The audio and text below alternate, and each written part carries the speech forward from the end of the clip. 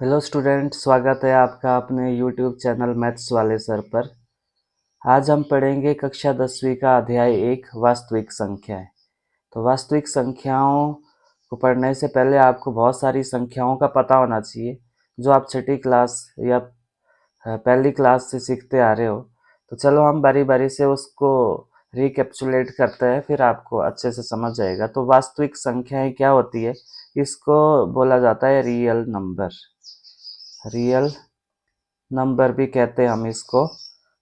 परंतु आपको सबसे पहले पता होना चाहिए कि प्राकृत संख्या क्या होती है। प्राकृत संख्या यानी कि इसको प्राकृतिक संख्या भी बोलते हैं और इसको कहा जाता है नेचुरल नंबर। Natural number. तो आपको पता है कि ऐसी संख्याएं जो कहाँ से शुरू होती है, एक से शुरू होती है। तो जो संख्याएं एक से शुरू होती है और अनंत तक जाती है उसको क्या बोलेंगे आप? प्राकृतिक संख्या बोलते हैं। और फिर आपके पास होती है पूर्ण संख्या। तो पूर्ण संख्या क्या होती है, जिसको होल नंबर भी बोलते हैं।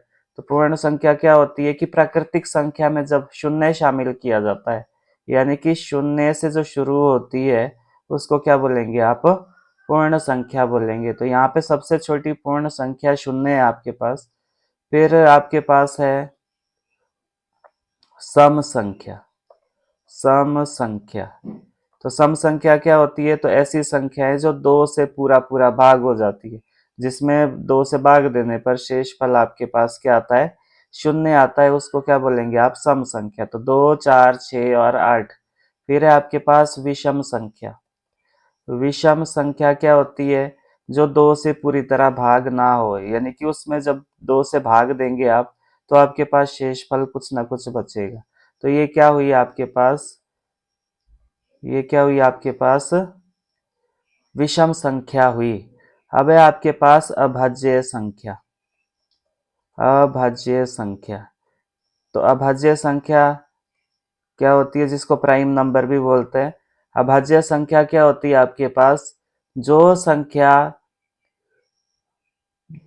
केवल अपने आप से ही भाग हो। मतलब जैसे कि आपके पास 2 है, 3 है, 5 है, 7 है, 11 है। यानी कि ऐसी संख्या है जिसके केवल दो ही गुणनखंड हो, एक तो वो स्वयं और एक एक। तो एक तो सबका ही होता है और एक स्वयं होता है। तो दो से शुरू होती है और केवल अपने आप से ही भाग होती है, जो उसको क्या बोलेंगे आप? अभाज्य संख्या। फिर है आपके पास भाज्य संख्या। फिर है आपके पास भाज्य संख्या। तो भाज्य संख्या क्या होती है आपके पास?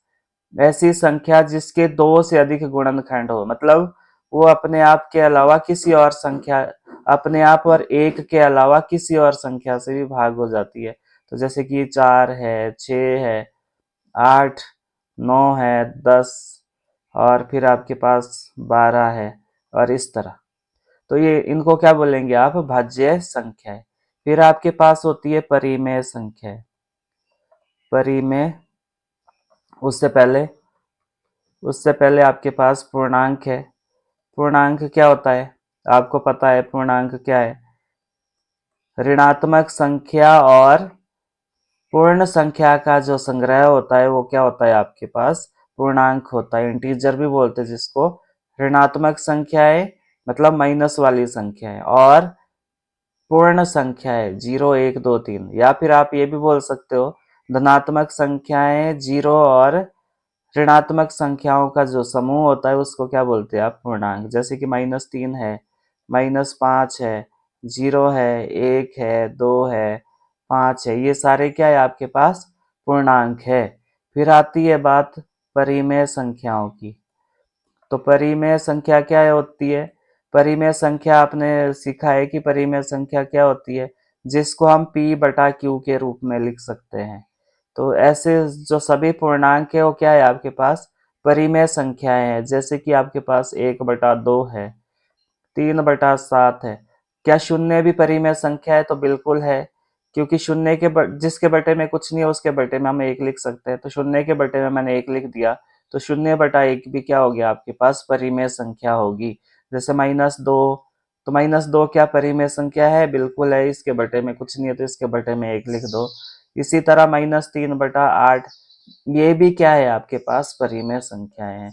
यानी कि ऐसी संख्या है जिसको हम p/q के रूप में लिख सकते हैं, परंतु आपने ध्यान रखना है वहां पे जो q है, जैसे p/q के रूप में लिखा आपने, तो यहाँ पे आपने ध्यान रखना है कि q जो है वो नॉट इक्वल टू 0 होना चाहिए, मतलब बटे में कभी भी 0 नहीं आना चाहिए आपके पास, तब वो क्या होगी? आपके पास परिमेय संख्याएं होगी।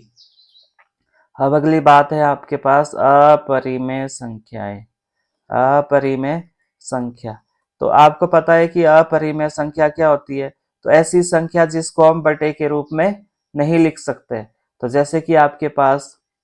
आ, जैसे कि आपके पास पाई है, तो आपको पता होगा कि पाई का मान कितना होता है? 22/7 होता है। तो आपको ध्यान आ रहा होगा यहाँ पे कि पाई का मान तो 22/7 होता है, ये भी तो p/q के रूप में आ गया। या फिर आपने पढ़ा होगा कि पाई की वैल्यू क्या लेते हैं? हम 3.14 लेते हैं। तो जब इसका डेसिमल हटाएंगे तो ये बन जाएगा 314/100। तो ये भी तो बटे के रूप में आ गया। तो ये अपरिमेय क्यों हुआ? ये तो परिमेय संख्या है।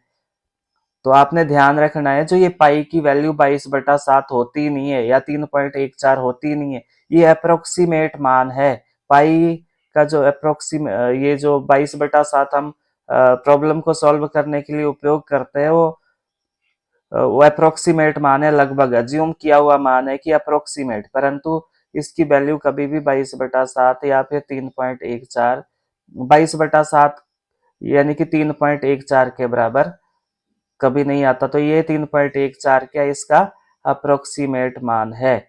तो आपने ध्यान रखना है फिर ये कि जो पाई है उसकी वैल्यू 22/7 तो होती है, परंतु ये जो 3.14 लिया है वो आपके पास क्या है? अप्रोक्सीमेट मान है। यानी कि इस तरह तो p/q के रूप में आ गया, तो आप इस तरह कह सकते हो कि ये क्या है? परिमेय संख्या है, परंतु ये अप्रोक्सीमेट मान है, प्रॉब्लम को सॉल्व करने के लिए लिया गया। या फिर कोई भी आपके पास एक्सपोनेंशियल फंक्शन है।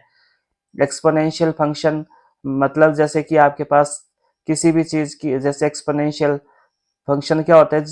जिसमें आपके पास पावर्स होती है, ठीक है। फिर आपके पास √2 है, √2 भी आपके पास अपरिमेय संख्या है, √5 भी अपरिमेय है, √7 भी अपरिमेय है, √11 भी आपके पास अपरिमेय है, √13 भी आपके पास अपरिमेय संख्या है। इसी तरह √17 भी आपके पास अपरिमेय संख्या, √19 भी अपरिमेय संख्या है, √23 भी आपके पास अपरिमेय, √27 भी, √29 भी आपके पास, और इसी तरह √31 भी आपके पास क्या है? अपरिमेय संख्या है। क्योंकि जब आप इसका वो वर्गमूल निकालोगे यानी कि इसका रूट हटाओगे, तो आपके पास जो वैल्यू आएगी वो आपके पास एक अपरिमेय संख्या होगी। चलो थोड़ा सा और डिटेल में डिस्कस करेंगे इसको, तो अगले पेज पे करते हैं। तो जैसे कि आपके पास परिमेय संख्या है, कोई भी परिमेय संख्या ले लो आप, परिमेय संख्या आपके पास मैंने ले ली एक 36/100 और दूसरी ले ली मैंने 1/3। तो इसका मतलब क्या होता है? 36/100 का मतलब होता है कि 36 को आपने भाग देना है, किससे? 100 से भाग देना है। तो 100 से भाग दोगे तो ये तो छोटा है, डेसिमल लगाओगे, डेसिमल की लगाई 0, 100 या 300, बचा क्या आपके पास? 60। जब डेसिमल लगाया तो एक 0 लगा सकते हैं, 100 छिका 600। तो आपके पास यहाँ पे जो शेष फल मिला वो क्या मिल गया? 0। इसी तरह अगर इसका मतलब क्या हुआ? 1 को भाग देना है आपने किससे? 3 से, तो नहीं जाता है तो डेसिमल लगाओ, डेसिमल की लगी 0, 3 तिये 9, फिर घटाओ इसको तो 1 आया, फिर से डेसिमल लगाया तो 0 लगा सकते, 3 तिये 9, और इसी तरह घटाओगे तो 1 आएगा, फिर से डेसिमल की वजह से एक 0 लगा सकते हैं। तो यहाँ पे भी कितना आएगा? यहाँ पे कितना आया? 9, फिर से घटाओ, फिर से वही, मतलब यहाँ पे आपके पास जो भागफल है उसमें आपके पास जो अंकों की रेपिटेशन हो रही है। तो आप यहाँ पे देख पा रहे हो कि यहाँ पे ये भाग जो है वो पूरी तरह से हो गया और आपके पास शेषफल 0 मिला। तो यानी कि आपके पास 36 बटा जो 100 है उसका वैल्यू कितना आया? 0.36। और आपके पास जो ये था 1/3, उसका डेसिमल प्रसार क्या है आपके पास 0.333, यानी कि ये कंटिन्यू आ रहा है। तो आप यहाँ पे देख पा रहे हो कि एक तो जो भागफल है वो पूरी तरह से भाग हो गया, भागफल यहाँ पे आपके पास शांत हो गया। तो ऐसे ये जो परिमेय संख्या का ये क्या कहलाता है, दशमलव, दशमलव प्रसार। ये क्या है, परिमेय संख्याओं का दशमलव प्रसार है। तो जब ये शेषफल शून्य आएगा आपको तो ये मिले, बोलेंगे हम इसको शांत दशमलव, शांत दशमलव प्रसार। और ये कैसा होगा, यहाँ पे देखो बार बार रिपीट हो रहे हैं भागफल में अंक, तो इसको बोलेंगे हम अनवसानी, अनवसानी आवर्ती। आवर्ती का मतलब होता है कि बार बार रिपीट होना। यहाँ पे कोई खंड जो है भागफल में वो बार बार रिपीट हो रहा है, तो इसको क्या बोलेंगे आप, अनवसानी आवर्ती। तो परिमेय संख्याओं के दो प्रसार होंगे आपके पास, एक शांत दशमलव प्रसार होगा और एक अनवसानी आवर्ती होगा। तो इसी तरह जो आपके पास अपरिमेय संख्या होती है, तो अपरिमेय संख्या, अपरिमेय संख्या का जो दशम, जैसे पाई का वैल्यू है वो 3.14 ऐसे से कुछ है, ये हर बार यहाँ पे अलग अलग अंक रिपीट हो, और यहाँ पे अंक रिपीट नहीं होगा बल्कि अलग अलग आएगा हर बार, कोई भी खंड यहाँ पे पुनरावृत्ति नहीं होगी किसी भी खंड की। तो इसको बोलेंगे हम अनवसानी, अनवसानी अनावर्ती, अनावर्ती। तो आपने ये ध्यान रखना है कि जो परिमेय संख्या है उसका दशमलव प्रसार शांत और अनवसानी आवर्ती होगा, और अपरिमेय संख्या का जो दशमलव प्रसार होगा वो कैसा होगा, अनवसानी अनावर्ती होगा। तो चलो हम पिछले पेज पे मूव करते हैं। तो यानी कि हमने यहाँ पे जो भी टाइप की ये संख्याएं पढ़ी है, ये हर हर प्रकार की संख्याएं हैं, इन पूरी संख्याओं को आप क्या बोलेंगे, ये जो जितनी भी संख्याएं हमने पढ़ी इनको बोला जाता है, इन सभी संख्याओं का जो संग्रह होता है वो क्या कहलाता है आपके पास, वास्तविक संख्या, वास्तविक संख्याएं। यानी कि आप इसको क्या बोलेंगे, रियल नंबर्स। क्या बोलोगे आप इसको, रियल नंबर। यानी कि आपके पास जो भी प्रकार की संख्या है, वो चाहे प्राकृतिक है, चाहे पूर्ण है, चाहे सम विषम अभाज्य भाज्य पूर्णांक, परिमेय संख्या या अपरिमेय संख्या, ये सारी टाइप की जो संख्या है इनको हम कलेक्टिवली क्या बोलेंगे, इनको हम बोलेंगे वास्तविक संख्याएं। तो वास्तविक संख्याएं क्या है, सभी संख्याओं का समूह है। जितनी भी टाइप की संख्या है, चाहे वो प्राकृतिक है, चाहे पूर्ण है, चाहे सम विषम अभाज्य भाज्य पूर्णांक, परिमेय संख्या अपरिमेय संख्या, किसके अंडर आता है, वास्तविक संख्याओं के अंडर आता है। तो इस अध्याय में हम क्या सीखेंगे, HCF एलसीएम निकालना सीखेंगे, और साथ में उसको सत्यापित करना सीखेंगे, और फिर वहां पे कोई भी हमारे पास अपरिमेय संख्या है उसको हम सिद्ध करना सीखेंगे कि कैसे वो अपरिमेय संख्या है। तो चलो थोड़ा सा और डिस्कस कर लेते हैं। HCF जो आपने पिछली क्लास में सीखा है, LCM भी आपने सीखा है पिछली क्लास में, ल स व बोलते जिसको, ल स और व। लघुत्तम समापवर्तक किसको बोलते हैं, महत्तम समापवर्तक, यानी कि म स व। तो HCF और LCM जो है वो आपने छोटी क्लासों में सीखा है कि HCF में क्या करते हैं, हम अलग अलग से गुणनखंड करते हैं, फिर जो कॉमन गुणनखंड होगा वो क्या होगा आपका, HCF होगा। और LCM क्या होता है आपके पास, LCM में हम क्या लेते हैं, सभी के इकट्ठे गुणनखंड करेंगे और फिर उनके जो आगे गुणनखंड आएंगे उसको क्या करेंगे, मल्टीप्लाई करेंगे। जैसे कि आपके पास HCF निकालना है आपने किसका, 2 और 6 का। तो HCF निकालोगे कैसे, ये एग्जाम में आता है MCQ में, कक्षा 10वीं में बोर्ड के एग्जाम में।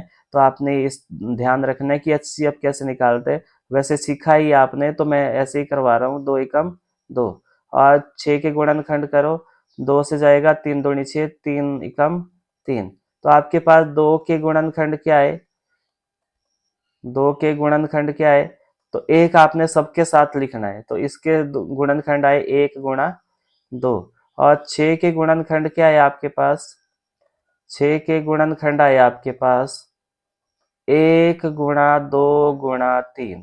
तो अब आपने HCF निकालना है, यानी कि महत्तम समअपवर्तक निकालना है, किसका, 2 और 6 का। तो कितना आया, तो कॉमन गुणनखंड देखो, कॉमन गुणनखंड देखो क्या है आपके पास, 1 गुणा 2, तो ये आएगा आपके पास HCF कितना आया, 1 गुणा 2, तो कितना आया इसका HCF, 2 आया। इसी तरह 4 और 7 का HCF निकालना है अगर आपने, तो कैसे निकालोगे, 4 और 7 का। तो यहाँ पे क्या करोगे, 4 के पहले गुणनखंड करोगे, 2 दूनी 4, 2 एकम 2, और इसी तरह 7 के करोगे, तो 7 एक अभाज्य संख्या है, तो 7 केवल 7 से ही भाग होता है। तो आपके पास 4 के गुणनखंड क्या है, 4 के गुणनखंड, 4 के गुणनखंड क्या है आपके पास, 1 गुणा 2 गुणा 2। मैंने आपको बोला था कि आपने ये गुणनखंड के अलावा एक सबके साथ लिखना है। और 7 के गुणनखंड क्या है आपके पास, 7 के गुणनखंड क्या है आपके पास, 1 गुणा 7। तो HCF किसका, 4 और 7 का कितना है आपके पास, कॉमन गुणनखंड देखो तो कुछ भी नहीं है इसमें, तो कुछ भी नहीं है तो 1 है। तो HCF कितना है आपके पास, 1 और 7। अगर हमने इसी का LCM निकालना है तो आपको अलग से करने की आवश्यकता नहीं है LCM।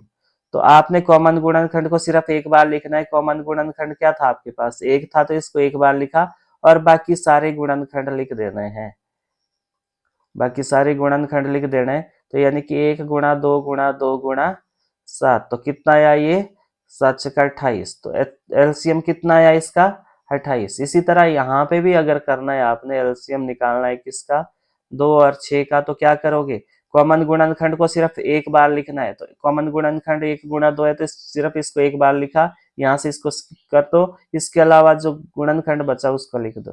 तो LCM कितना आया, 2 और 6 का कितना आया, 6। तो ये क्या है आपके पास, मेथड है LCM और HCF निकालने का। अब एक प्रमेय है आपके पास जो आपने बहुत अच्छे से समझनी और लिखनी, अपनी नोटबुक पे लिखनी भी और याद भी करनी है।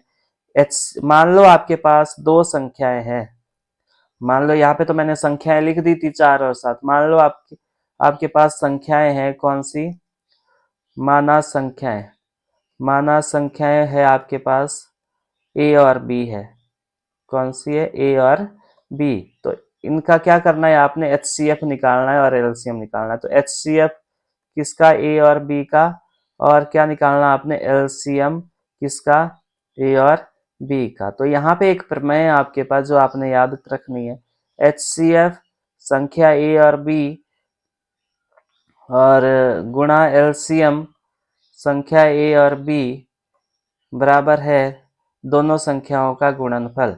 तो ये ध्यान रखना आपने, ये वाला जो प्रमेय है, यानी कि ये वाला जो फॉर्मूला है, ये आपने बहुत अच्छे से याद रखना है। तो आपके पास क्या है, HCF A और B का गुणा LCM A और B का क्या होगा, दोनों संख्याओं का गुणनफल। तो मैं यहाँ इस तरह भी लिख देता हूँ, दोनों संख्याओं का गुणनफल, दोनों संख्याएं क्या है आपके पास, A और B है। तो यहाँ पे HCF क्या होगा, HCF A और B का गुणा LCM A और B का। तो बहुत इंपॉर्टेंट है ये एग्जाम पॉइंट ऑफ व्यू से, तो आपने ये अच्छे से याद करना है।